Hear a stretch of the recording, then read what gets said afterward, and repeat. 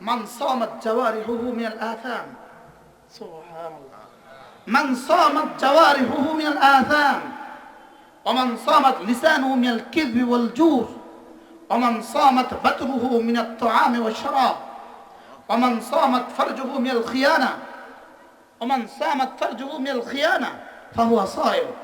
মোল্লা আলী কারি রহমাতুল্লাহ লিখছেন, রোজাদার তো সে যার সমস্ত অঙ্গ প্রত্যঙ্গগুলো সমস্ত গুনাহ ছেড়ে দেয়। আলহামদুলিল্লাহ আলহামদুলিল্লাহ নাহমাদুহু ওয়া নাস্তাঈনুহু ওয়া নাস্তাগফিরুহু ওয়া নু'মিনু বিহি ওয়া নাতাওয়াক্কালু আলাইহি ওয়া নাউযু বিল্লাহি মিন শুরুরি আনফুসিনা ومن سيئات أعمالنا من يهده الله فلا مضل له ومن يضلله فلا هادي له ونشهد أن لا إله إلا الله وحده آل محمد كما باركت على إبراهيم وعلى آل إبراهيم إنك حميد مجيد. أما بعد فأعوذ بالله من الشيطان الرجيم. بسم الله الرحمن الرحيم. يا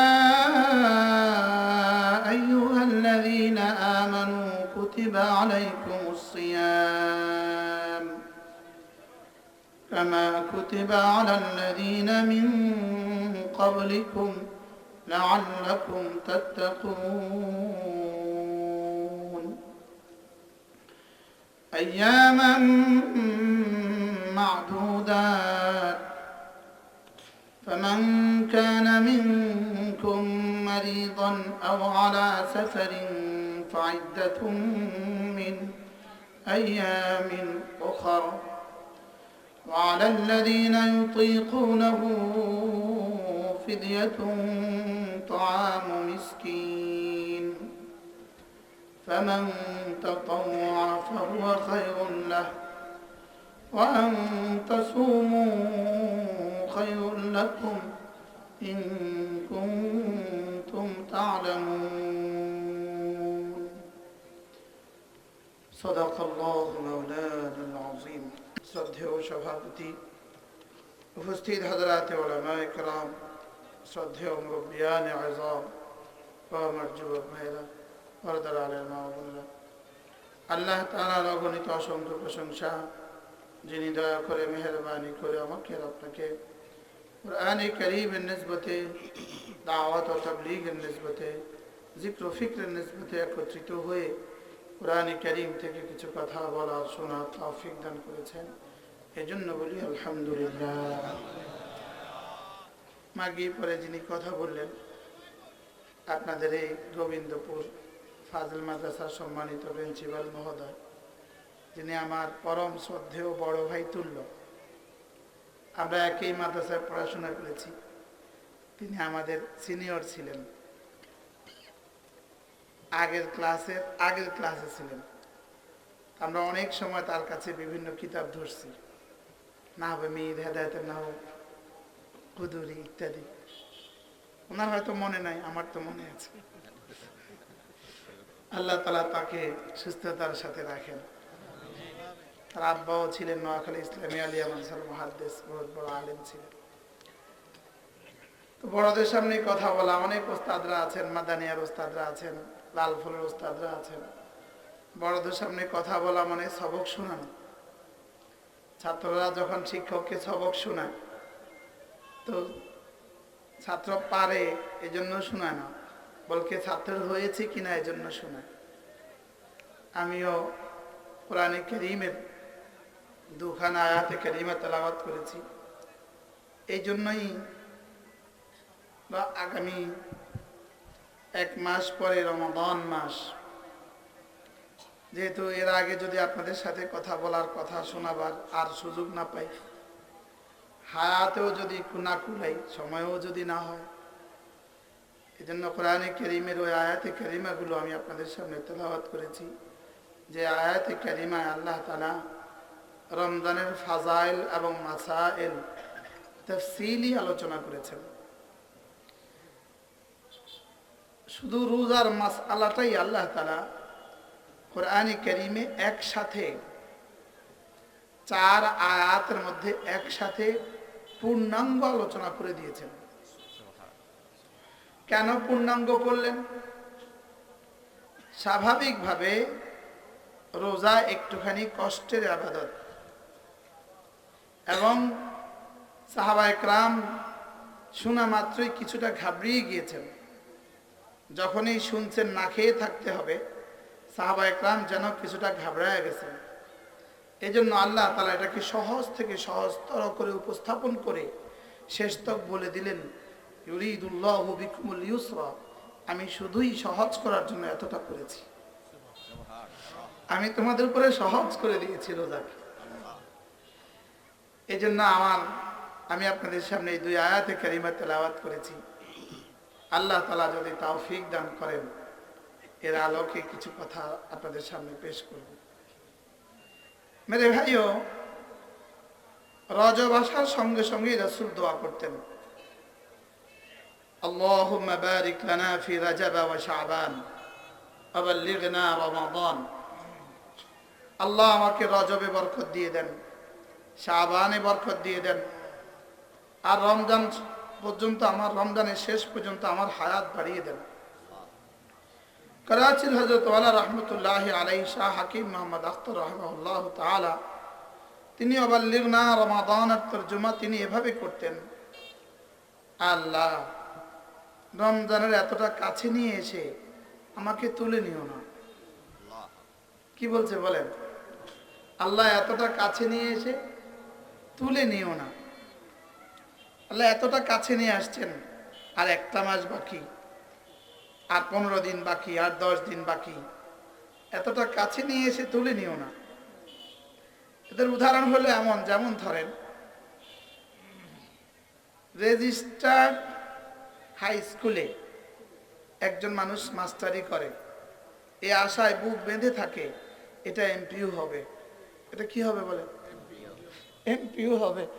সে আশায় বুক বেঁধে আছে, এমপিও হবে হবে হবে হবে। তো যেদিন তার চাকরি শেষ, তার পরের দিন এমপিওর ঘোষণা। হায় হায়, আপনারাও বলেন হায় হায়। যে এই লোকটা তার সারা জীবন কি পরিমাণ আফসোস করবে। আহা, বরং আব্বা আম্মারে গালি দিবে, আব্বা আম্মা বোকা ছিল, সেদিন যদি 3টা দিন বয়স কমায় দিত তাহলে তো হয়ে যেত। ঠিক রমাদানের আগে ইন্তেকাল হয়ে যাওয়া যেন এমন। এই জন্য এখন থেকে দোয়া করা, আল্লাহ রমজানের শেষ পর্যন্ত আমার হায়াতটা বাড়িয়ে দেন। সবাই বলে, নিজেরটা নিজে বলে, আমি আমারটা বলছি, আপনি আপনারটা বলে, আল্লাহ রমজানের শেষ পর্যন্ত আমার হায়াতটা বাড়িয়ে দেন। আল্লাহ তাআলা কবুল ফরমান। রাসূল করিম সাল্লাল্লাহু তাআলা আলাইহি ওয়াসাল্লাম শাবান মাস এলে পরে সাদ্দা ইজারা, রাসূল তার কোমরকে বেঁধে নিতেন। আম্মা আয়েশা রাদিয়াল্লাহু তাআলা আনহা বলেন, শাবান মাস এলে পরে রাসূল এভাবে রোজা রাখতেন, আমরা ভাবতাম রাসূল বুঝি আর কখনো রোজা ছাড়বেন না। এজন্য শাবান মাস রাসূল বলতেন, শাবান আমার মাস, রমাদান আল্লাহ তাআলার মাস। এজন্য যদি পারি শাবানে রোজা বেশি রাখা। আজকে আমি আসার সময় পড়তেছিলাম লাতাইফুল মাআরিফ, আল্লামা ইবনে রাজব হাম্বলি রাহমাতুল্লাহ কিতাব লাতাইফুল মাআরিফের মধ্যে তিনি লিখছেন, রাসূল এইভাবে রোজা রাখতেন। শব্দটা হলো ইউসরিদু, ইউসরিদু শব্দটা হলো ইউসরিদু, লাম ইয়াতরুকি সিয়াম। রাসূল এভাবে চলমান রোজা রাখতেন, ঢেউয়ের মতো। শাবান মাসে রাসূল ঢেউয়ের মতো রোজা রাখতেন। সুবহানাল্লাহ বলে।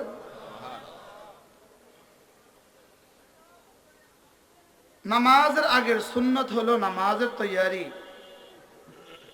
আর রোজার আগের নফল হলো রোজার তৈয়ারি। যদি কোনো মানুষ একটা নফল রোজা রাখে, রাসূল বলেন সাল্লাল্লাহু তাআলা আলাইহি ওয়াসাল্লাম, বা'দাহুল্লাহু আনিন নার, আল্লাহ তাআলা জাহান্নাম থেকে তাকে এতটা দূরে সরিয়ে দিবেন, তার থেকে জাহান্নামকে এতটা দূরে হটিয়ে দিবেন, কাগুরাবিন তারা মিন ফারিখিহি, যেমন একটা কাকের বাচ্চা তার বাসা থেকে উড়তে উড়তে উড়া শুরু করলো, ইলা হারিমিহি, সে মৃত্যু পর্যন্ত উঠতে থাকলো। এই পাখিটা যত দূরে যাবে, রাসূল বলেন জাহান্নাম থেকে আল্লাহ তাআলা তাকে এতটা দূরে সরিয়ে দিবেন। প্রতি সোমবারে রাসূল রোজা রাখতেন, এজন্য যে আমার জন্ম সোমবারে, আমি আমার জন্মের শুকরিয়া আদায় করো তো সোমবারে রোজা রাখি।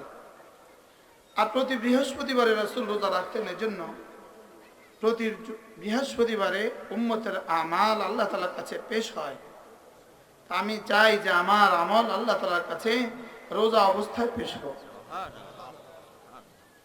এজন্য মেরে ভাইও মাঝে মাঝে নফল রোজারও পাবন্দি করা।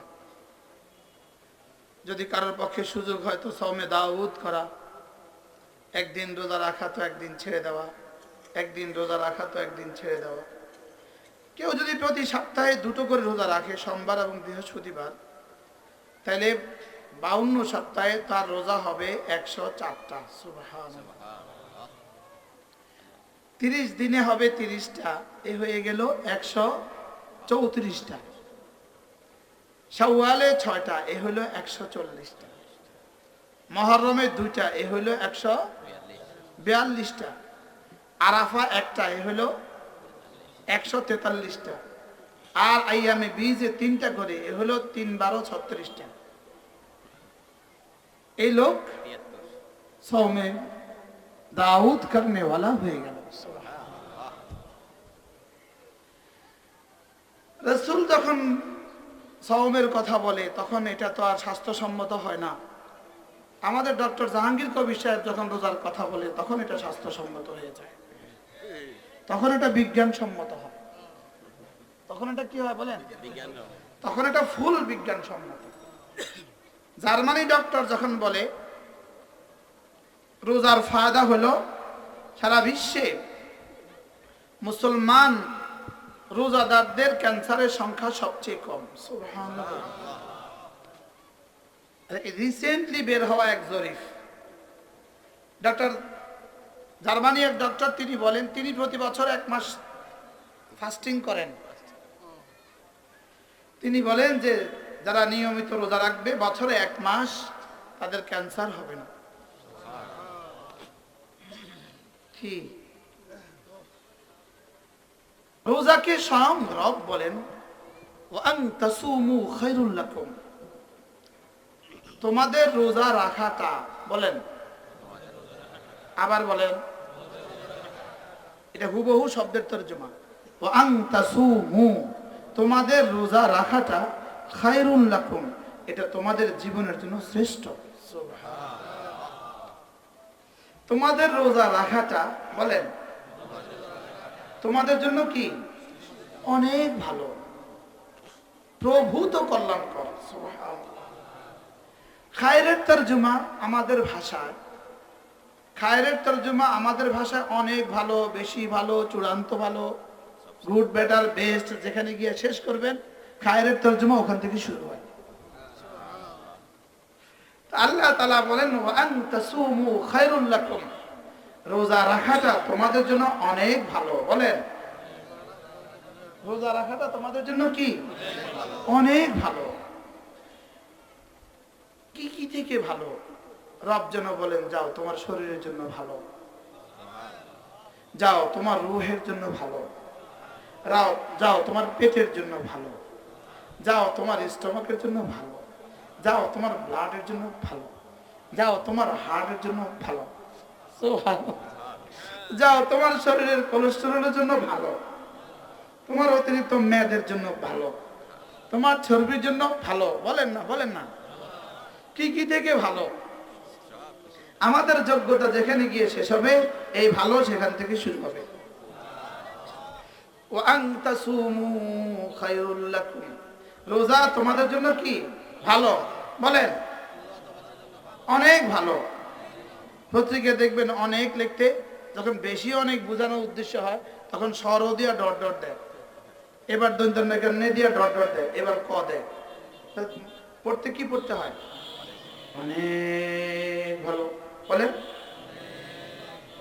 আমি যেন জিজ্ঞেস করলাম রব্বুল আলামিন, অনেক ভালো তো কত ভালো? বলেন, অনেক ভালো তো কত ভালো? বলেন, আবার বলেন, অনেক ভালো তো কত ভালো? বলেন। তো রব যেন বলেন, যাও, কথা দিলাম, পেছনের রেজিস্টার সাফ। যাও, বলেন, অনেক ভালো তো কত ভালো? বলেন, পেছনের বকেয়া সাফ। পেছনের বকেয়া কি? আমি কইলাম কত বছরের রেজিস্টার সাফ? যাও, যত বছর আছে তত বছর। কি ভাই, তত বছরের রেজিস্টার কি সাফ?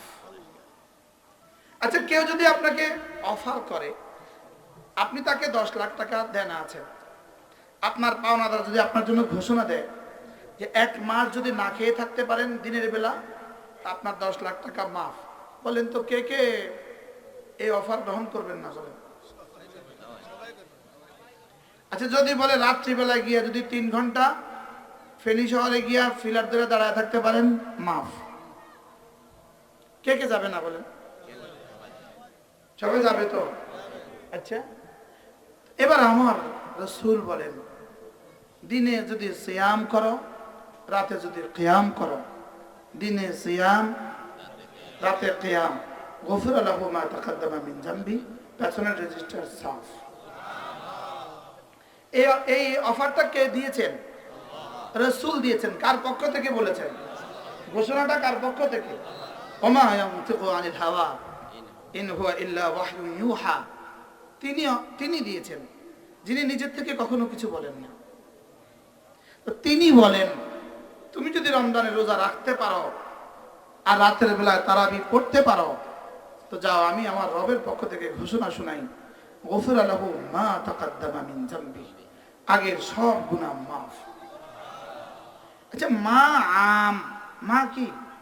আম, আমুল লাম ইউখাসসা আনহু শাই, আমুল লাম ইউখাসসা আনহু শাই।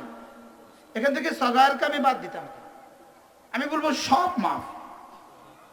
সুবহানাল্লাহ বলবেন। আমি বলবো কি মাফ? বলেন, সব মাফ। বলে যে কাবায়ের তো তওবা ছাড়া মাফ হয় না। তো যে 30টা রোজা রাখলো না খেয়ে, 30 দিন তারাবি, 30 রাত তারাবি পড়লো,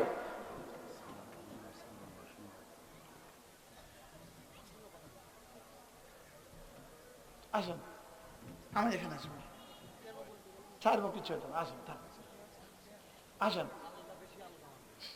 থাক, আসেন। কি বলছি, কি বলছি জানেন? বলেন সব মাফ। আবার বলেন, কতদূর মাফ হবে? সবাই কয় না, সব মাফ।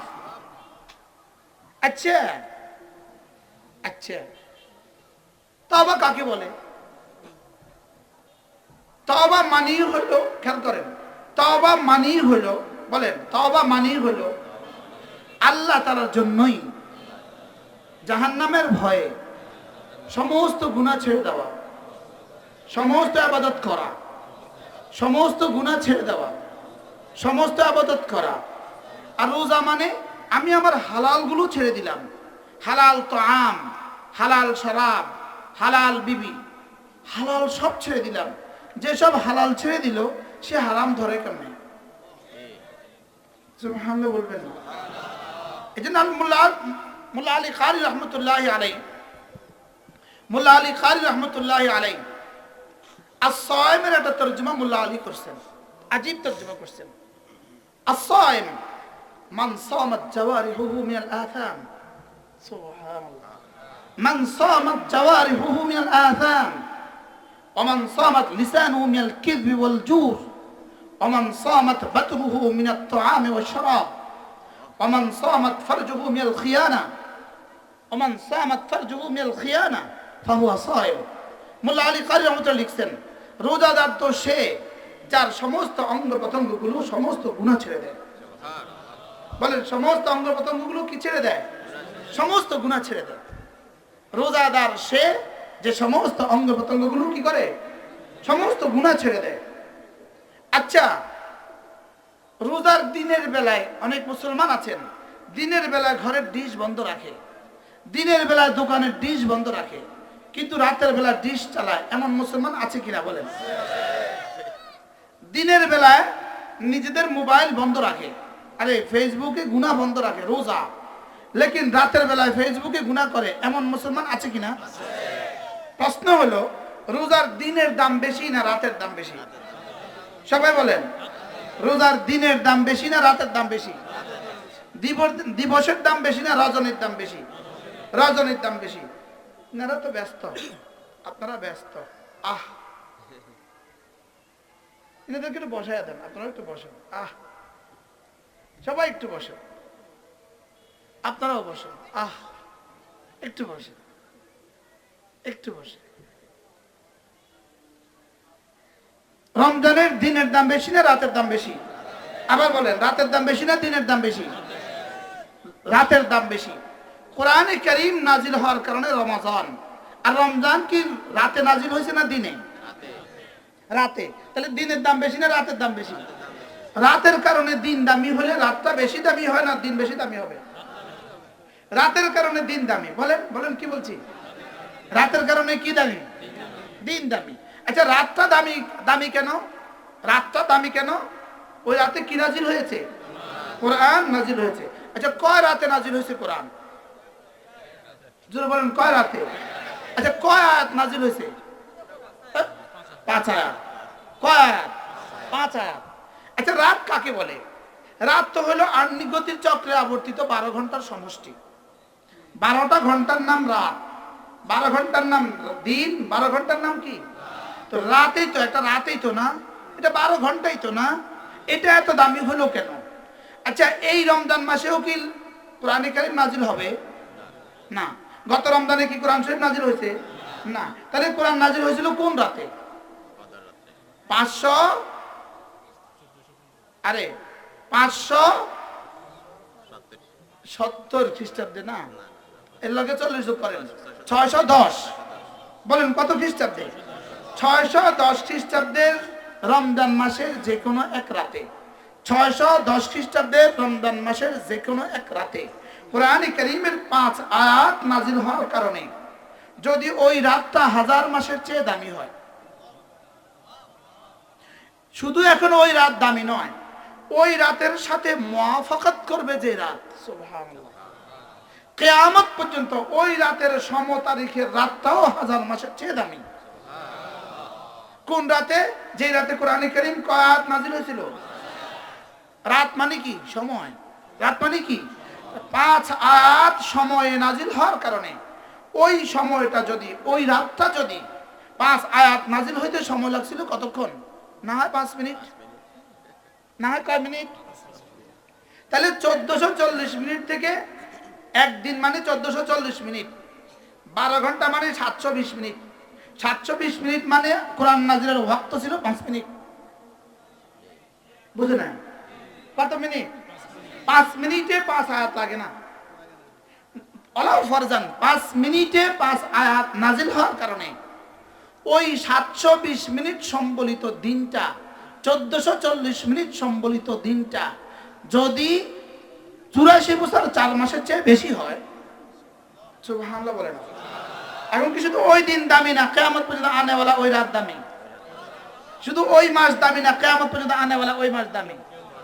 এবার বলুন তো দেখি, আমাদের বাচ্চাদের যাদের সিনায়, আমাদের উলামায়ে উম্মত যাদের সিনায় কোরআনে কারীম আছে, এদের সিনায় কত আয়াত আছে?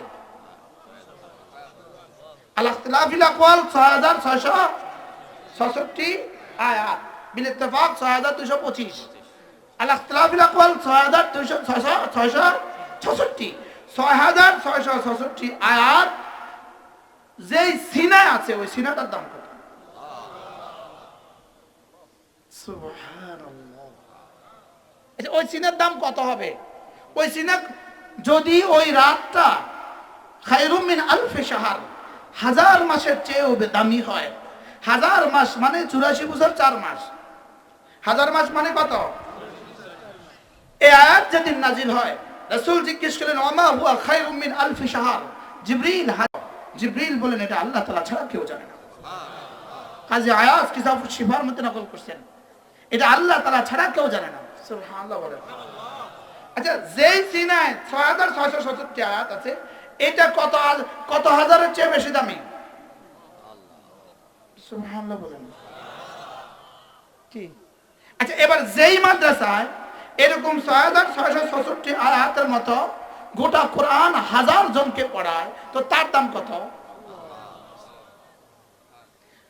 যদি জামানা দামি হয় তো জরফ কেন দামি হবে না? সুবহানাল্লাহ। কি ভাই, সময় যদি দামি হয় জায়গা কেন দামি হবে না? সময় আর জায়গা যদি দামি হয় তো সিনা কেন দামি হবে না? কি? হযরত নানুপুরি রহমতুল্লাহি আলাইহি, হযরত মাওলানা সুলতান আহমদ নানুপুরি রহমতুল্লাহি আলাইহি, আল্লাহ আমার হুজুরের কবরকে জান্নাতের টুকরো বানিয়ে দেন। আমার হুজুর রহমতুল্লাহি আলাইহি সব সময় বলতেন, কোরআন যার সাথে লাগে সে দামি হয়। লাগলে দামি হয়। লাগলে কি হয় বলেন? হুজুর বলতেন লাগিলে ভাগী হয়। লাগিলে কি হয়? চিটাঙ্গের ভাষা পুরো তো আসে না এখন। হুজুর বলতেন লাগলে ভাগী হয়। বলেন লাগলে কি হয়? কোরআনের সাথে যেই লাগে সেই দামি, যেই লাগে সেই দামি, যেই লাগে সেই দামি। হুজুর বলতেন এক রাত কোরআনের সাথে লেগেছে, তাও মজার বিষয়, রাত তো জুমুদ, রাতের লাগার সুযোগ নাই, কোরআন এসে ওই রাতের সাথে লেগেছে। কি? রাত তো গিয়ে লাগার সুযোগ নাই, রাতের কোনো এখতিয়ার নাই, লেকিন কোরআন ওই রাতে নাজিল হওয়ার কারণে যদি ওই রাতটা 84 বছর 4 মাসের চেয়েও শ্রেষ্ঠ হয়। যেই হুজুর বলতেন যেই শহরে কোরআন নাজিল হয়েছে ওই শহর যদি পৃথিবীর শ্রেষ্ঠ শহর হয়, যেই মানুষের উপরে যার উপরে সাইয়্যিদুল আম্বিয়া মুহাম্মদুর রাসূলুল্লাহ, আগের দিন হুজুর বলতেন আগের দিন পর্যন্ত ছিলেন মুহাম্মদ ইবনে আব্দুল্লাহ, পরের দিন হয়ে গেলেন মুহাম্মদুর রাসূলুল্লাহ সাল্লাল্লাহু আলাইহি ওয়াসাল্লাম।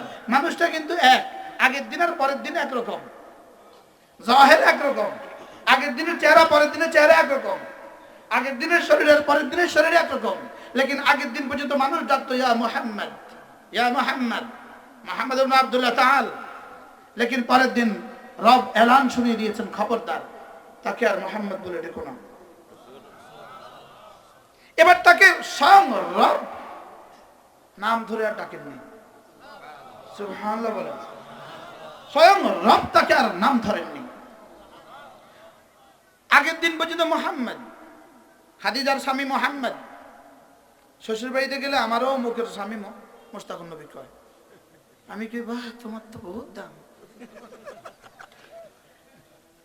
বলে কি বলে না বলে, তোমার নামে আমারও পরিচয় দেয়। বাপ রে বাপ।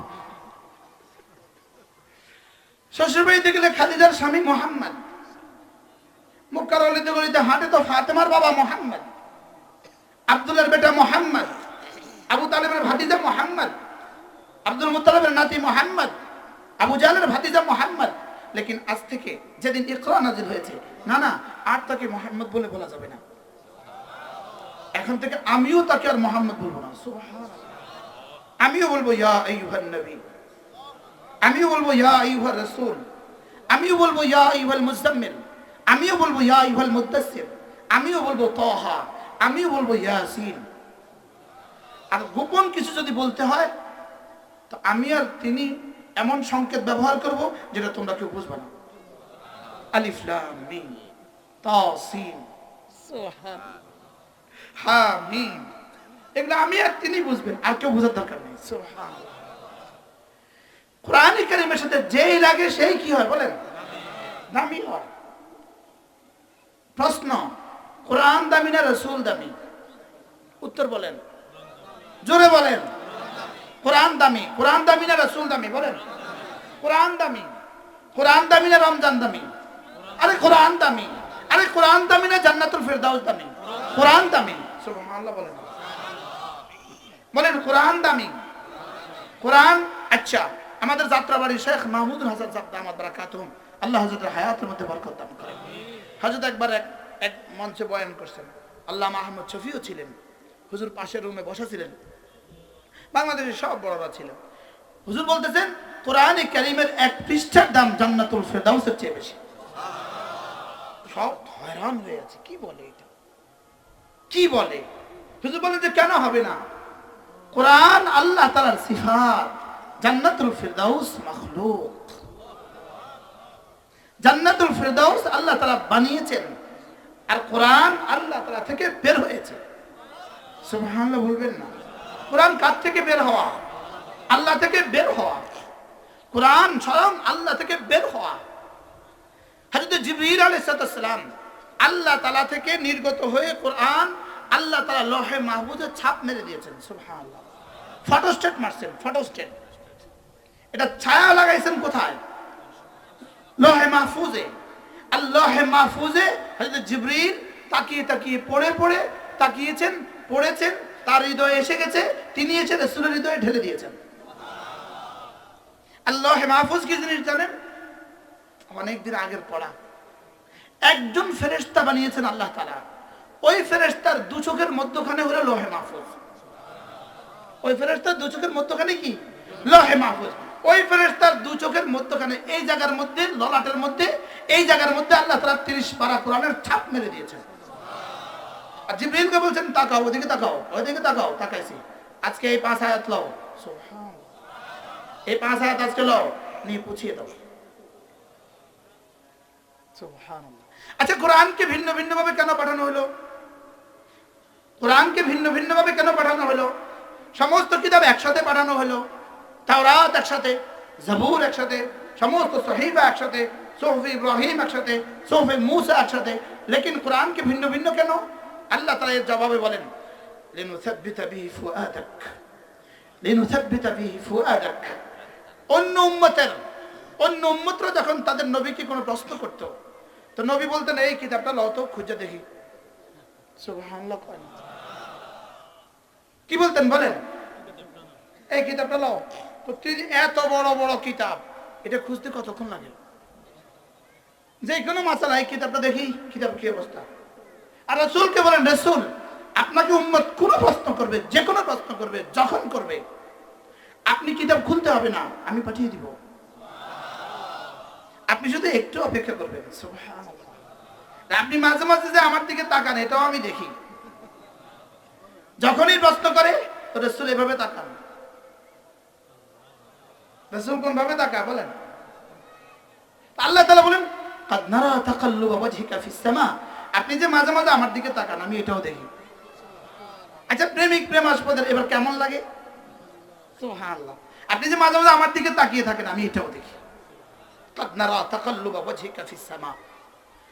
আল্লাহ তাআলা বলেন, হাবিব আপনি যেখানে যেখানে যাবেন, যে অবস্থার মুখোমুখি আপনি হবেন, আপনি চাই সফরে, আপনি চাই হাজারে, আপনি চাই মদিনার রাস্তায়, আপনি চাই গারে হেরায়, আপনি চাই গারে সওরে, আপনি চাই মদিনার রাস্তায়, আপনি চাই আয়েশার বিছানায়, আপনি যেখানে যেখানে কোরআন সেখানে সেখানে, আপনি যেখানে যেখানে কোরআন। কি আমরা কিতাব পড়ছি আল ইতকান ফি উলুমিল কোরআন, এই কিতাবের মধ্যে পড়ছি কোরআনকে ভিন্ন ভিন্ন ভাবে কেন নাজিল করলো? 3 কারণে। কোন কারণে বলেন? 3 কারণে।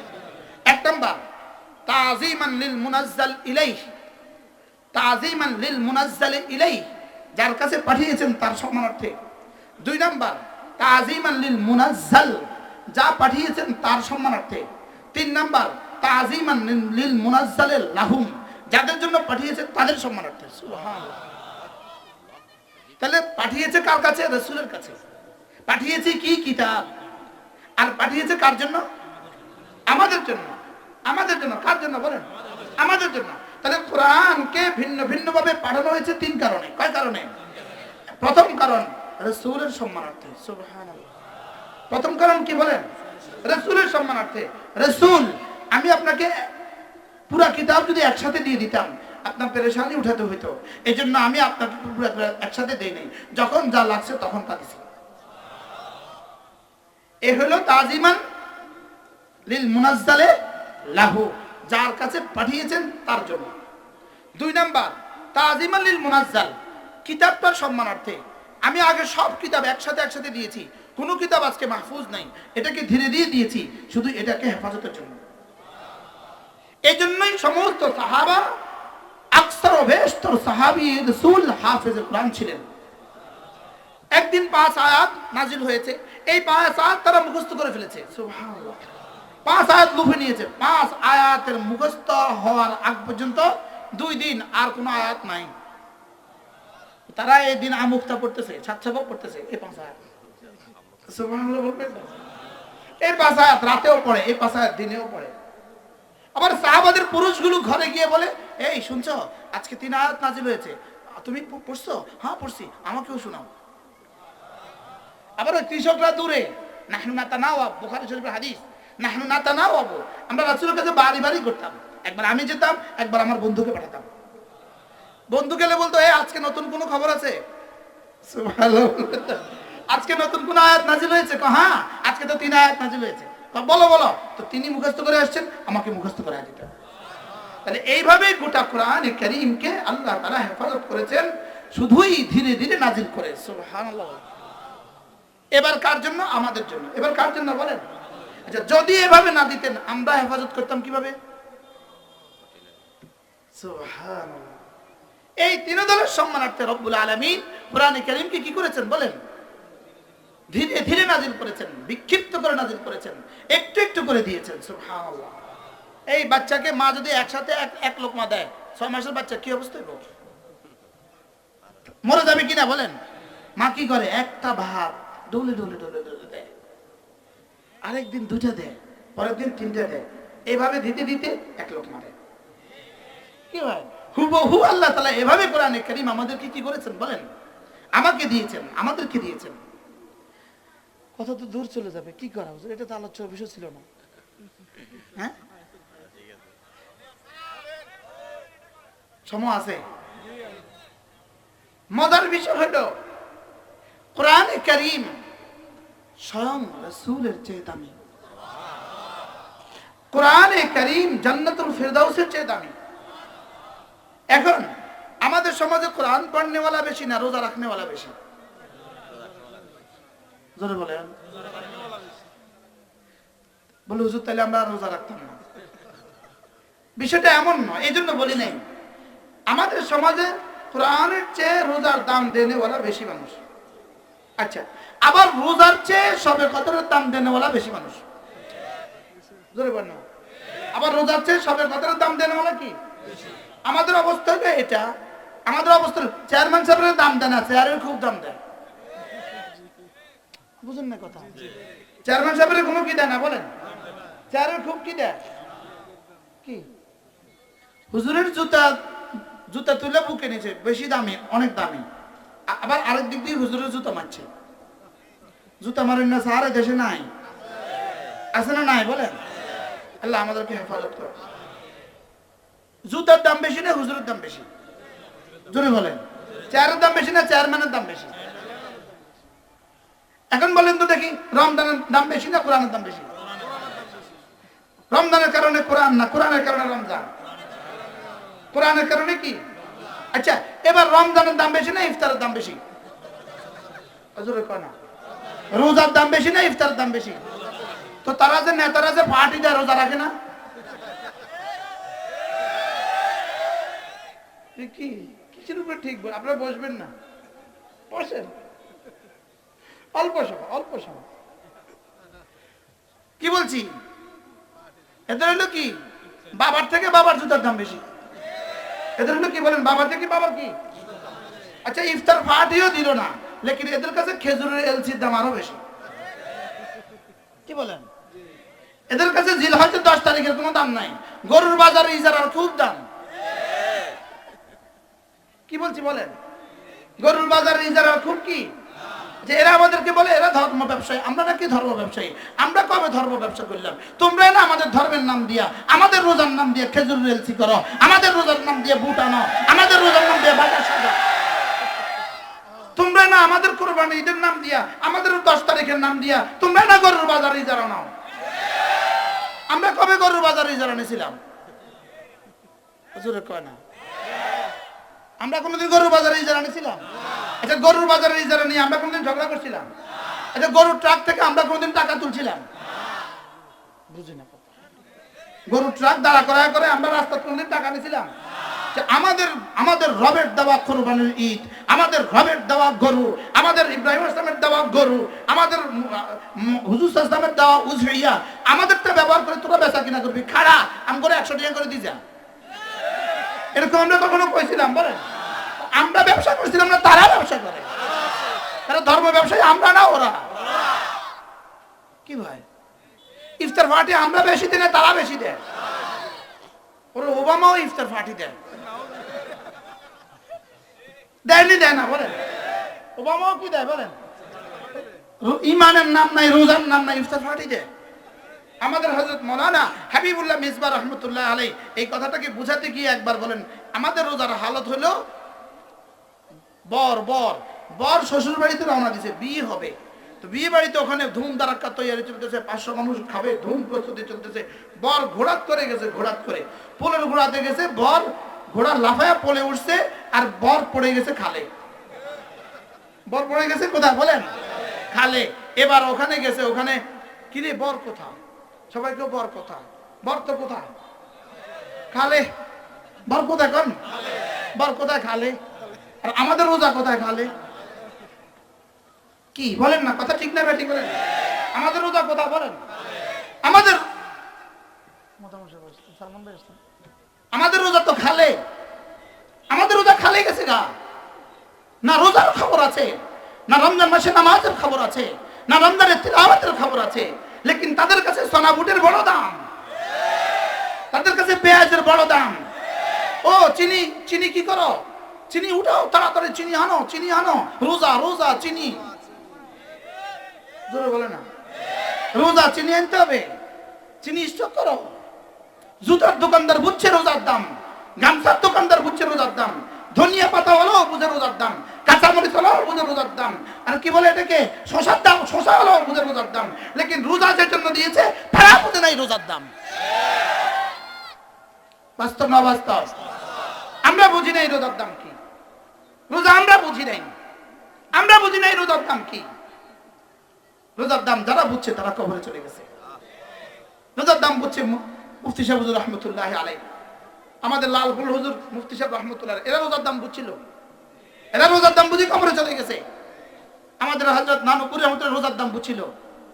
আমারও সৌভাগ্য হয়েছে একবার 40 দিন, শাবানের 20 তারিখ থেকে শাওয়ালের চাঁদুটা পর্যন্ত 40 দিন নানুপুর মাদ্রাসা মসজিদে হতে কাফের সৌভাগ্য আমার একবার হয়েছে, আলহামদুলিল্লাহ বলে। কতদিন? এই 40 দিন পরে ওইবার বুঝছি যে রোজা এটারে কয়। রোজা কারে কয়? বলেন। রোজা এটাকে বলে।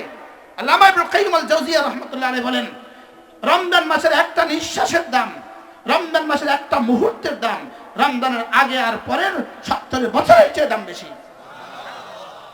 কে কাকে বুঝাবে? কেন আমরা ভুলে গেলাম? হ্যাঁ, আমার তো ইচ্ছে ছিল আয়াতে কারিমাগুলো পড়ে দিব আপনাদের সামনে। রোজা মুমিন, মুমিন বালিগ, মুকিম, সহিহ। মুমিন বলেন, মুমিন। আরে মুখস্থ করো। বলে যে আপনাদের এই শব্দগুলো আমরা পারি না। পারো না কেন? এর জন্য কাঁদো। তোমরা যখন কিছু ইংরেজি বলো আমরা বুঝি, আমরা যখন আমাদের ধর্মীয় ইস্তেলাহগুলো বলি তখন তোমরা বুঝো না কেন? বুঝো না কথা। বাস্তব না বাস্তব? তুমি আমার সাথে যে কোনো ইংরেজি কথা কথাই আমি বুঝিনি, বুঝছেন না? তোমাদের ইংরেজি বুঝলে আমরা বুঝি। তোমরা যখন ইংরেজি ওয়ার্ড ইউজ করো তখন আমরা পুরো বুঝি। আমরা যখন আরবি আলফাজ ইস্তেমাল করি তখন তোমরা বুঝো না।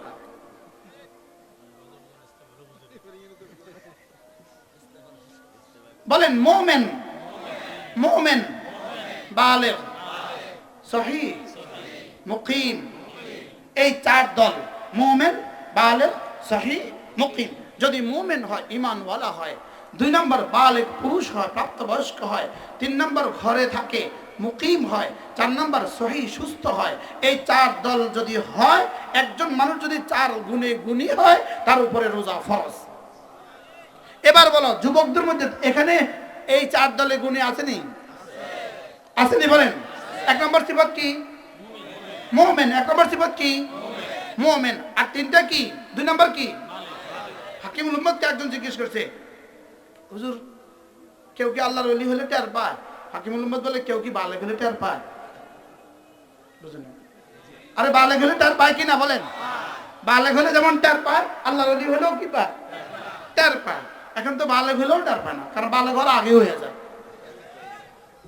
আল্লাহ হেফাজত করো। মোবাইলে তোমাদেরকে কি বানায় দিছে? অচিরেই তোমাদেরকে মোবাইলে পাগল বানায় দিবে। পাগল পাগল মোবাইলে পাগল করে দিবে। পাগল, এই মোবাইল তোমাদেরকে পাগল বানিয়ে দিবে। পাগল। দেশে দেখবা পাগল অভাব হবে না। কত ঘুম মারলে মানুষ পাগল হবে না? বুঝে নাই কথা বলা? কত ঘুম মারলে মানুষ পাগল হবে না? ওয়াজআলনা নাওমাকুম সুবাতা।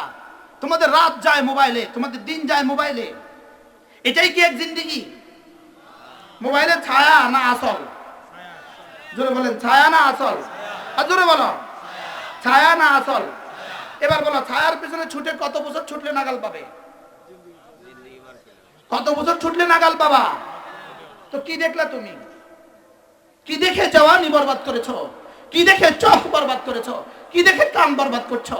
কি দেখে তোমার দিমাগ বরবাদ করছো? কি দেখে তোমার জওয়ানি বরবাদ করছো? কি হবে শেষ তক? ফিউচার কি হবে? এভাবে বরবাদ করে ফিউচার কি হবে? শেষে কি হবে তোমরা? অটো পাস অটো নাশ। কি হবে বলেন? Auto pass auto pass auto নাশ। অটো পাস অটো সর্বনাশ। জাতি ধ্বংসের ষড়যন্ত্র চলছে। জাতি ধ্বংসের কি চলছে বলেন? ষড়যন্ত্র চলছে। আমি বলবো এদেশে ক্যান্সারে কত লক্ষ মারা গেছে এ পর্যন্ত? লাখ লাখ ক্যান্সারে মারা গেছে। এদেশের রাস্তায় অ্যাক্সিডেন্টে কত লাখ মারা যায়। যে মারা যাবে সে কবরে চলে যাবে, যে অসুস্থ হবে সে হাসপাতালে যাবে, যে সুস্থ হবে সে দুনিয়া চালাবে। এবার তাহলে বুঝে থাকলে বলুন তো দেখি, স্কুল কলেজগুলো বন্ধ কেন? ষড়যন্ত্র। বলো, স্কুল কলেজ বন্ধ কেন বলো? জাতি ধ্বংসের ষড়যন্ত্র। জাতি ধ্বংসের কি? জাতি ধ্বংসের ষড়যন্ত্র। স্কুল কলেজগুলো বন্ধ কেন? জাতি ধ্বংসের ষড়যন্ত্র। যুগ যুগ ধরে ভারমার মুসলমানদেরকে পড়তে দেওয়া হয় নাই।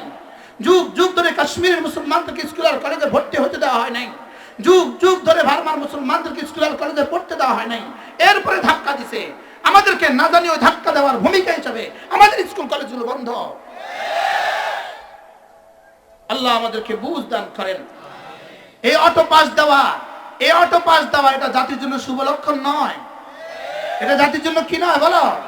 এটা জাতির জন্য শুভ লক্ষণ নয়। জাতির বুদ্ধিজীবীদের বুদ্ধির শুভ উদয় হোক। জাতির বুদ্ধিজীবীদেরকে আল্লাহ তাআলা বুদ্ধির শুভ উদয় হোক। জাতিকে ধ্বংস করার ষড়যন্ত্র, পুরো জাতিকে ধ্বংস করার ষড়যন্ত্র। এভাবে না পড়ে যারা মেডিকেল পাস করবে তাদের উপায় কি হবে? এভাবে না পড়ে যারা বুয়েট থেকে পাস করবে এদের উপায় কি হবে? বুঝে না তো কথা। এভাবে না পড়ে ম্যাট্রিক পাস করবা, তোমাদের উপায় কি হবে? এভাবে না পড়ে তোমরা ইন্টার পাস করবা, তোমাদের উপায় কি হবে? না পড়ে অনার্স আর মাস্টার্সের বলা শেষ করবা, তোমাদের উপায় কি হবে? তোমরা শেষ তো কি করবা? ফেসবুক তোমার রুজির কি শেষ অবলম্বন হবে? বুঝতে পারলাম না তো। ফেসবুকে কি তোমার রুজির শেষ অবলম্বন? এটা দিয়ে তোমার জিন্দগি চলবে। তুমি কিসের উপরে হাওয়ায় ভেসে আছো কেন? হ্যাঁ, আফসোস। শেষ তক বলবে, তোমাদেরকে এগুলো বলতে বলেছে কে? এভাবে থাকবা, আমাদের এভাবে থাকবা, কিছু বলবা না। আমাদের এভাবে থাকবা, কিছু বলবা না। হ্যাঁ, যদি আমাদের অপরাধ হয় এটা অপরাধ। আমরা অপরাধীদের সমাজে নিরপরাধ কেন? এটা আমাদের অপরাধ। জাতির এত অসংলগ্ন বিষয়গুলো তোমরা বলে দাও কেন? এটা আমাদের অপরাধ।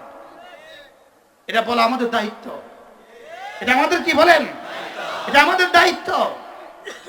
শুকর আদায় করেন, আমাদের মসজিদ মাদ্রাসাগুলো কোনো না কোনো ভাবে খুলে দেওয়া হয়েছে। বলেন আলহামদুলিল্লাহ। আবার বলেন আলহামদুলিল্লাহ। মজার সংবাদ হলো, যেদিন থেকে মসজিদ মাদ্রাসা খুলে দেওয়া হয়েছে সেদিন থেকে বাংলাদেশে করোনা কমে গেছে।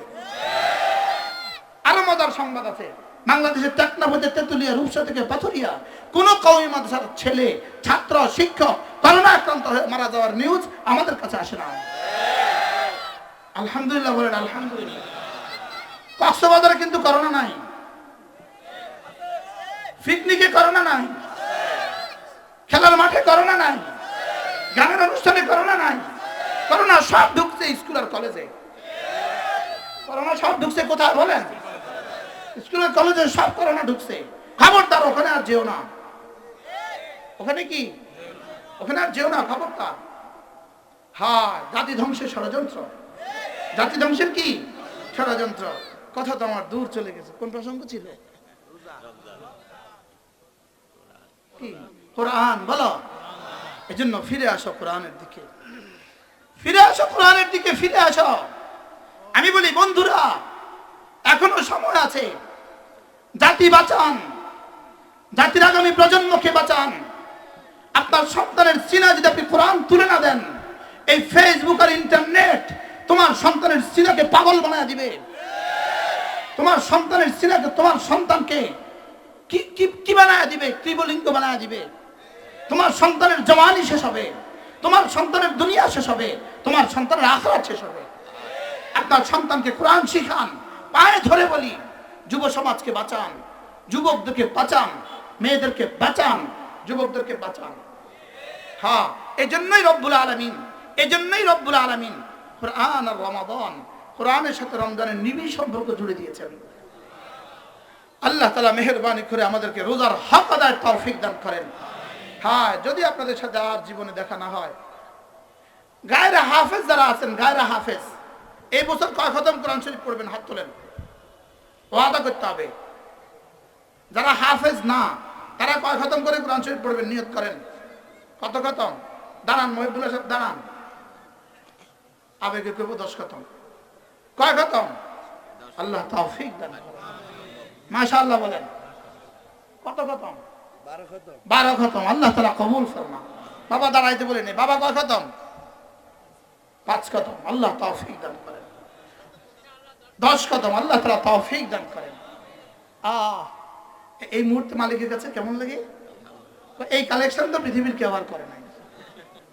কি আপনি কয় খতম বলেন? হাফেজ, গায়রা হাফেজ হলে 5 খতম বলেন ইনশাআল্লাহ। আপনি হাফেজ না গায়রা হাফেজ?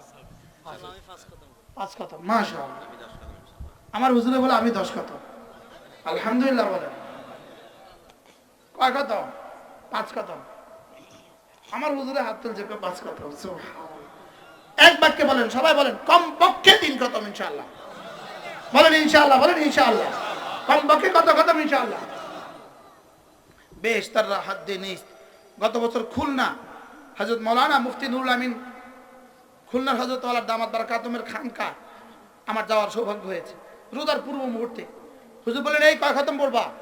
এক ছেলে উঠে বলে, হুজুর আমি 30 খতম পড়ব। মানে কিভাবে পড়বা 30 খতম? জি হযরত, গত বছর আমি 30 খতম পড়েছি।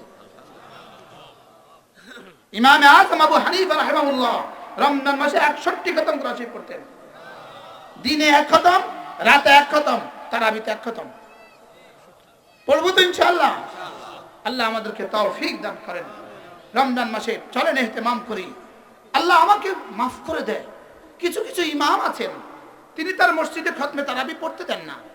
ইনি গায়রা হাফেজ, ইনি খতমে তারাবি পড়তে দেন না। আছে না নাই বলেন? আছে না নাই? আশ্চর্য কথা, তিনি খতমে তারাবি পড়তে দেন না। কেন? কেন জবাব তো আপনাদের কাছে আছে। কি একটা মাসেই তো না, প্রতিটা মসজিদে খতমে তারাবি হওয়া উচিত। খতমে তারাবি যদি আপনি চালু করে দেন প্রতিটা মসজিদে, এই হাফেজ কোরআনদের হেফজের হেফাজত করলেন। আপনি হাফেজ কোরআনদের হেফজের কি করলেন? হেফাজত করলেন। আল্লাহ তাআলা আমাকে তৌফিক দান করেন। রমজান মাসের শেষ দশকে 1 রাত 84 বছর 4 মাসের চেয়ে বেশি দামি।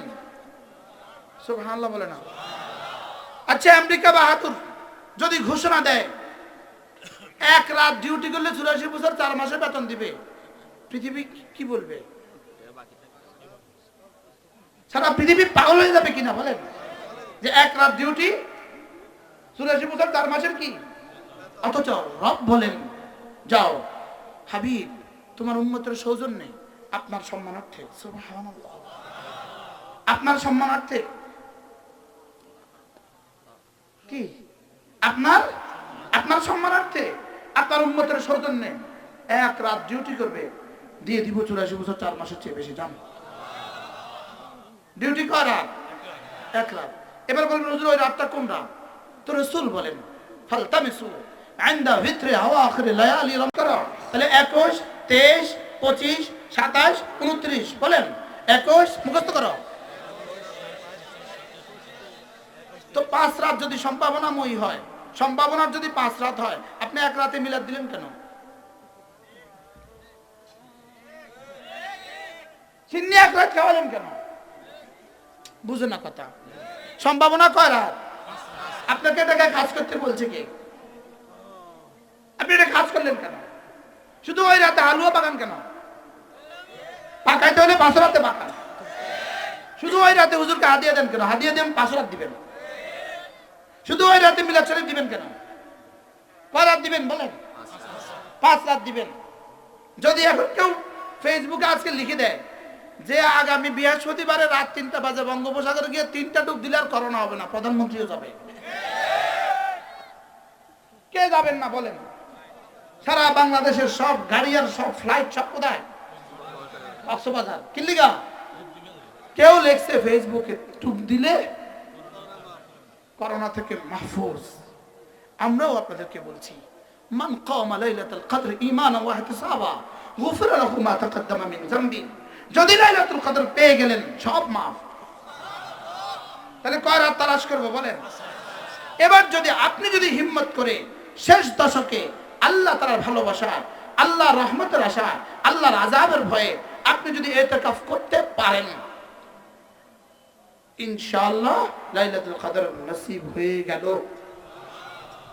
আমি করব ইনশাআল্লাহ। যারা করবেন বুঝে কয়ে না, বুঝে বুঝে হাত তোলেন, অনেক তোলে না, বুঝে তোলেন, বুঝে ইতিকাফ করব তো ইনশাআল্লাহ। আল্লাহ তৌফিক দান করেন। আল্লাহ এই এই এই লোভনীয় অফারের পরেও হাত তুললেন না। ইতিকাফ করব তো ইনশাআল্লাহ। হ্যাঁ, লাল ফুলে আলহামদুলিল্লাহ 40 দিনের ইতিকাফ চালু আছে। কত দিনের ইতিকাফ? যদি পারেন 40 দিন থাকবেন, 40 দিন যদি না পারেন 30 দিন থাকবেন, 30 দিন যদি না পারেন আখেরি 10 দিন ইনশাআল্লাহ। আচ্ছা, কোন ব্যবসায়ীর আখেরি 10 দিনে 84 বছর 4 মাসের সমান বেচা হয়? জুতার দোকানদার, গুলিস্তানে, ঢাকা নিউ মার্কেটে, বঙ্গবাজারে, ফিরিয়ার মানি মার্কেটে, ইসলামপুরে 84 বছর 4 মাসের সমান বেচা হয়। আচ্ছা 84 মাসেরটা বেচা হয়নি? আচ্ছা 84 দিনেরটা বেচা হয়নি? আমি 84 সে 84 বছর 84 দিনেরটাও বেচা হয় না, বেশি থেকে বেশি 2-4 মাসেরটা বেচা হয়। 2-4 মাসের বেচার জন্য সারা রাত সে থাকতে পারে। আমি 84 বছর 4 মাসের জন্য কেন 5টা রাত থাকতে পারবো না? বলেন না ইনশাআল্লাহ। আল্লাহ আমাকে তৌফিক দান করেন। আমি ইতিকাফ করব ইনশাআল্লাহ। ইনশাআল্লাহ। হ্যাঁ, আমার হুজুর রহমতুল্লাহ আলাইহি হযরত নানুপুরি রহমতুল্লাহ বলতেন ইতিকাফ অর্থ কি জানো? ইতিকাফ অর্থ হলো এক মাহবুব, হাবিব তার মাহবুবের ঘরে চলে আসছে, আপনি মাফ না করলে আপনার ঘর ছাড়তাম না। চলে আসছে আপনার ঘরে, আপনি মাফ করবেন কিনা বলেন? সুবহানাল্লাহ। পত্রিকা দেখেন না, প্রেমিকা প্রেমিকের ঘরে গিয়ে অনশন করে। আয়া পড়ছি, এবার কোথায় তার আবা? কি বলে কি বলে না বলেন? তা আমরাও ঘরে গিয়ে বলবো এসে গেছি, এবার দিবেন না তো কি, এবার কি করবেন বলেন? আল্লাহ মেহেরবানি করে আমাদেরকে রমজানের হক আদায়ের তৌফিক দান করেন। রাসূল করিম সাল্লাল্লাহু তাআলা আলাইহি ওয়াসাল্লামকে সাহাবা জিজ্ঞেস করলেন, ওমা আফদালুস সাওম ইয়া রাসূলুল্লাহ, কোন রোজা সবচেয়ে বেশি দামি? রাসূল বলেন আকসারুহা যিকরান লিল্লাহি আযজা ওয়া জাল, যে রোজায় জিকির যত বেশি হয় এই রোজা তত দামি হয়। এবার রাসূল বলেন একটা জিকির বেশি বেশি করে করবা, লা ইলাহা ইল্লাল্লাহ, ইস্তিগফার বেশি বেশি করে করবা, আস্তাগফিরুল্লাহ, জান্নাত বেশি বেশি চাইবা, আসআলুকাল জান্নাহ, জাহান্নাম থেকে বেশি বেশি পানা চাইবা, ওয়া আউযু বিকা মিনান নার। এবার শেখুল হাদিস জাকারিয়া রাহমাতুল্লাহ বলেন, এই চারটাকে একসাথে মিলিয়ে দাও, লা ইলাহা ইল্লাল্লাহ, আস্তাগফিরুল্লাহ, আসআলুকাল জান্নাহ, ওয়া আউযু বিকা মিনান নার। করব তো ইনশাআল্লাহ। আল্লাহ আমাদের সবাইকে তৌফিক দান করেন। আল্লাহ আনে ওয়ালা রমাদান পর্যন্ত আমার হাত বাড়িয়ে দেন। আল্লাহ আনে ওয়ালা রমজানের হক আদায়ের তৌফিক দান করেন। দিনের বেলা সিয়াম, রাতের বেলা কিয়ামের হক আদায়ের তৌফিক দান করেন। সুবহানাল্লাহি ওয়া বিহামদিহি, সুবহানাকাল্লাহুম্মা